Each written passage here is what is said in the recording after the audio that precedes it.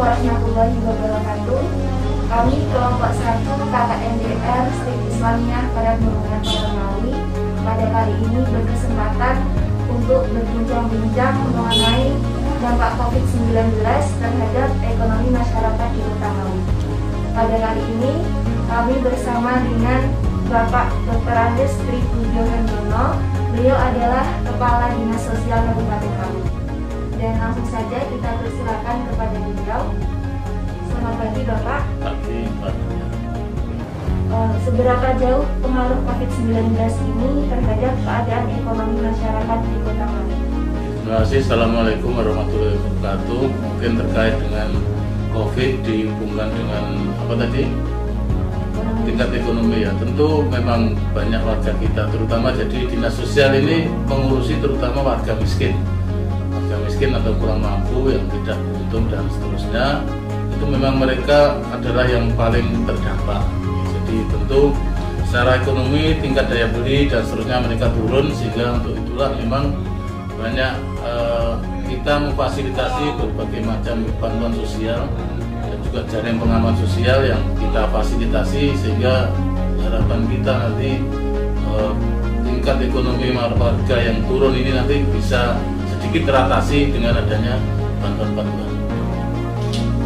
Terkait dengan bantuan-bantuan tersebut, bantuan apa saja yang telah dilakukan oleh Dinas Sosial kepada masyarakat di Kota Ngawi? Terima kasih. Jadi untuk bantuan memang sifatnya kita memfasilitasi. Jadi bantuan ini banyak sumbernya. Yang pertama dari Kementerian Sosial. Dari Kementerian Sosial itu ada yang bantuan reguler sebenarnya. Ada seperti PKH, Program Keluarga Harapan, kemudian bansos sembako atau dulu namanya BPNT, bantuan pangan non tunai.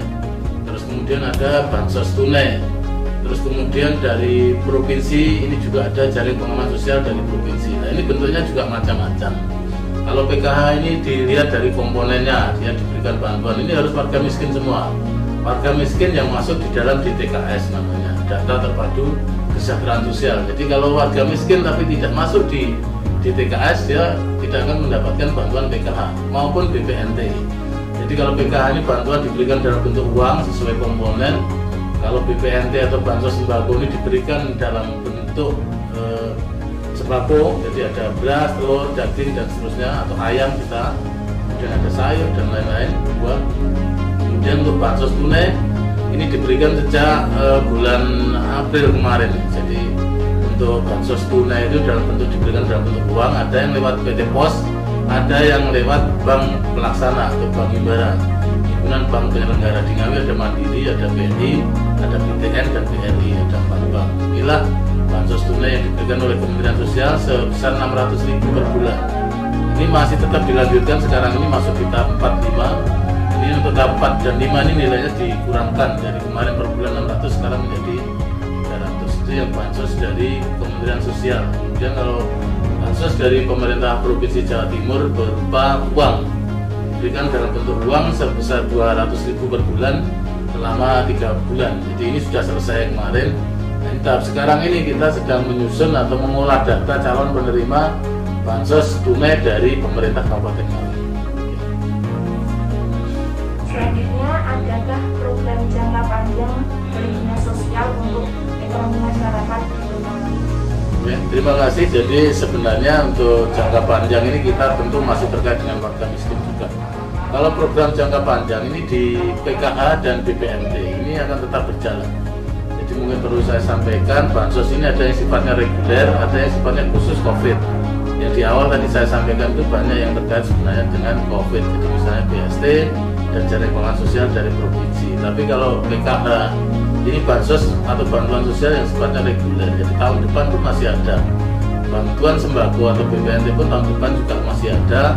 Sehingga kita berharap warga miskin ini dia dapat mengurangi apa istilahnya, untuk misalnya dia tidak perlu lagi beli beras, dia tidak perlu lagi beli telur dan seterusnya. Kemudian kalau yang PKH ini anak sekolah juga dibiayai dari situ, kemudian balita juga dari sisi gizi juga dari situ, dari sisi kesehatan juga diperhatikan, karena di PKH ini ada bantuan bersyarat. Jadi memang harus ada anak-anak sekolah, ada balita, ada lansia dan seterusnya.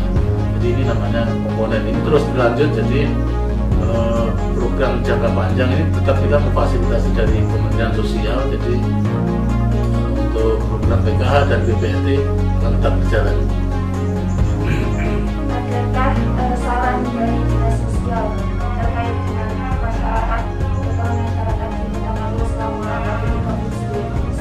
Ya, tentu kita harus taati dan patuhi semua ketentuan yang dipersyaratkan oleh gugus tugas. Jadi kita berharap terutama warga yang tidak mampu di Ngawi menerima bansos, kita berharap bahwa bansos yang diberikan ini benar-benar bisa dimanfaatkan, tidak hanya untuk konsumsi tapi sebisa mungkin misalnya tetap untuk bisa digunakan untuk modal usaha karena nilainya tidak kecil. Kita berharap bahwa ekonomi tetap bisa berputar melalui bansos itu. Terus kemudian tentu apabila warga kita ini melakukan usaha dan seterusnya harus tetap mematuhi protokol COVID, terutama misalnya kalau ada yang ringan atau warung dan seterusnya harus menyediakan tempat cuci tangan pakai sabun. Kemudian jangan lupa harus selalu bermasker, apalagi sekarang ini kan sudah ada denda dari pemerintah Provinsi Jawa Timur apabila ditemukan di tempat umum tidak menggunakan masker, kan ada denda. Ini harus dipatuhi oleh semua. Terus kemudian juga jangan terlalu sering keluar rumah ya, kalau tidak benar-benar penting, walaupun usaha ini kan bisa dilakukan misalnya melalui online dan seterusnya. Saya yakin semua warga kita sudah paham itu sehingga tidak harus ketemu, jadi mungkin bisa istilahnya sekarang lewat media online bisa dilakukan. Jadi intinya mohon kepada masyarakat Kabupaten Ngawi tetap lakukan, tetap berusaha, tapi tolong patuhi segala hal yang terkait dengan penanganan COVID-19. Terima kasih Bapak atas